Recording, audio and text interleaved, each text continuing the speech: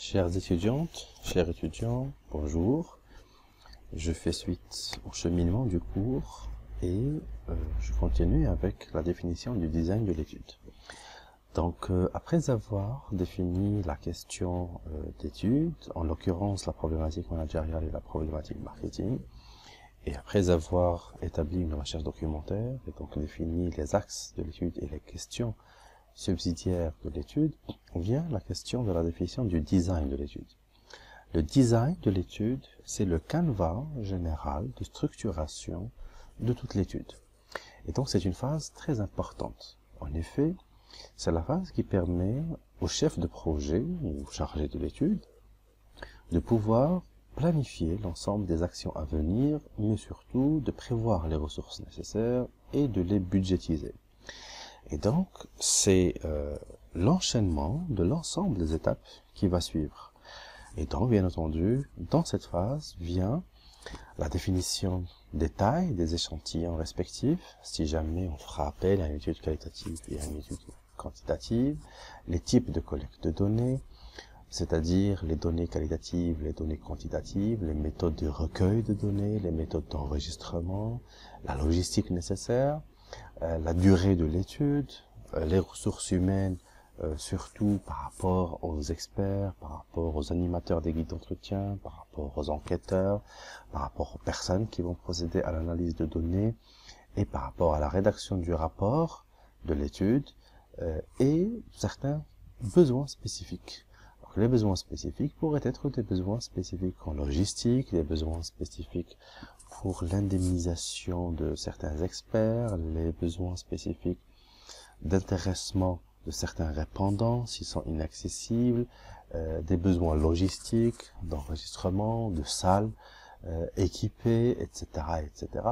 Et donc, c'est la phase un peu qui va permettre de budgétiser l'ensemble de l'étude.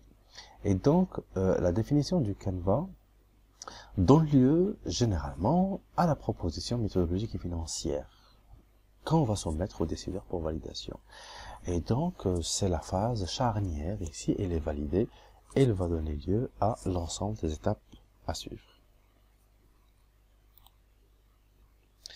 Et donc, à titre indicatif, là, on fait succéder les étapes, et on détaille les phases. Donc, comme vous voyez, à gauche, nous avons les phases. Donc, nous avons d'abord la phase de cadrage, c'est la définition du plan de travail, l'organisation, etc., etc. Donc, on prévoit quand même un ensemble de jours et un ensemble de ressources humaines. On pourrait aussi budgétiser.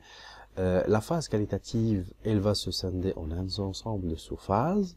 La phase quantitative par la suite, la phase d'analyse de données quantitatives, la phase de conception du rapport. Et donc, c'est un design assez détaillé. Là, je vous donne un simple exemple pour la phase qualitative. Pour la définition de l'échantillon et le recrutement des répondants, on a besoin de définir la base de sondage qualitative, c'est-à-dire la population à partir de laquelle nous allons collecter les données et nous allons recruter les répondants, la définition du seuil de saturation empirique, c'est-à-dire la taille de l'échantillon qualitatif, définition de la méthode d'administration ou des méthodes d'administration, si on a beaucoup, parce que dans une étude qualitative, on pourrait faire appel à une triangulation entre les méthodes, technique de recueil d'informations, c'est-à-dire les outils de collecte, comment on va faire, ça va être l'entretien semi-directif, l'entretien non directif, le focus group, etc., etc. Et donc là, on prévoit aussi les ressources, comme ça, on prévoit un plan de déploiement des ressources et aussi un délai. Ça, c'est juste un exemple, mais le design de l'étude devrait couvrir l'étude dans sa globalité. Et donc, ça nécessite quand même un savoir-faire de la part du chargé de l'étude et du consultant principal qui chapeaute l'étude. Donc, cela également dit que plus le chargé d'étude a une expérience spécifique par rapport à la problématique, par rapport au domaine de l'entreprise, plus ça va faciliter un peu la tâche pour prévoir et planifier les étapes spécifiquement à la problématique.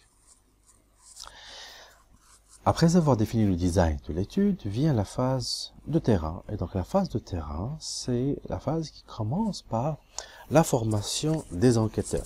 Là, nous sommes dans l'action concrète. Généralement, ça commence par la formation. C'est une journée grosso modo, hein, pour chaque étude, c'est-à-dire si nous avons une étude qualitative, on a besoin d'une journée, si nous avons besoin de 2 études, donc une journée pour l'étude qualitative et une journée pour l'étude quantitative, là pour des tailles d'échantillons moyennes. Si nous avons de grosses tailles d'échantillons, des études nationales, internationales, peut-être que ça peut aller au-delà. Et donc, tout commence par la formation des enquêteurs pour vérifier un peu l'objectivité et pour s'aligner avec les objectifs du chargé d'études. Par la suite vient la phase du pré-test et du test du questionnaire ou du guide d'animation si nous sommes face à des guides d'animation qualitatifs. Et donc, la différence entre le pré-test et le test, et vous pouvez le noter bien, c'est que le pré-test, il se fait sur quelques individus. Et donc, on vise uniquement à voir si les questions sont compréhensibles, on vise à vérifier le plan d'ensemble, vérifier le cheminement des questions, vérifier si les personnes interagissent avec la manière souhaitée, et parfois c'est l'occasion de changer la formulation de certaines questions. Ça c'est la phase du pré-test. Par la suite vient la phase du test. Alors la phase du test, elle s'appelle enquête pilote. Elle s'appelle aussi enquête pilote. C'est-à-dire que c'est la phase où on a un mini échantillon représentatif.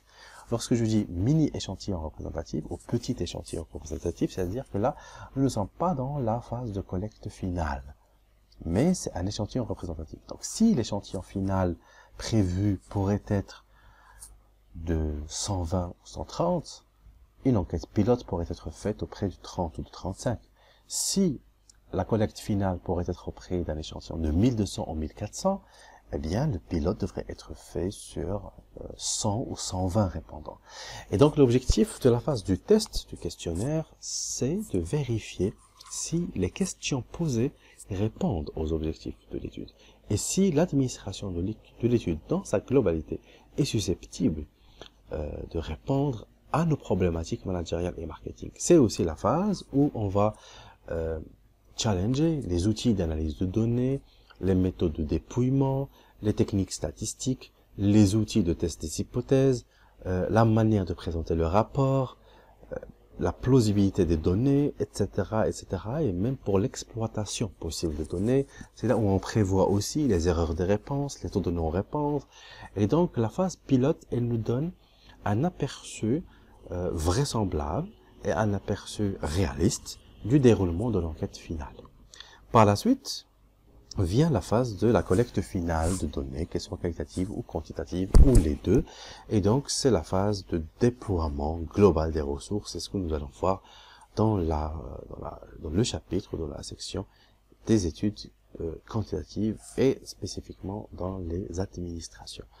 Et bien entendu, il faut un contrôle et un suivi des actions sur le terrain, c'est-à-dire que on a besoin de prévoir un département de contrôle ou un ensemble de personnes qui vont contrôler les réalisations au fur et à mesure pour vérifier le cheminement global de l'étude et le timing, le respect des délais, le respect des conditions d'administration de l'enquête, l'allure des enquêteurs, le sérieux des enquêteurs, le sérieux des chefs de zone ou autres pour toute personne qui supervise l'administration de l'enquête sur le terrain.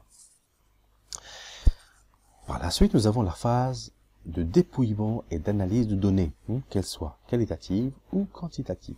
C'est-à-dire, c'est valable pour les deux.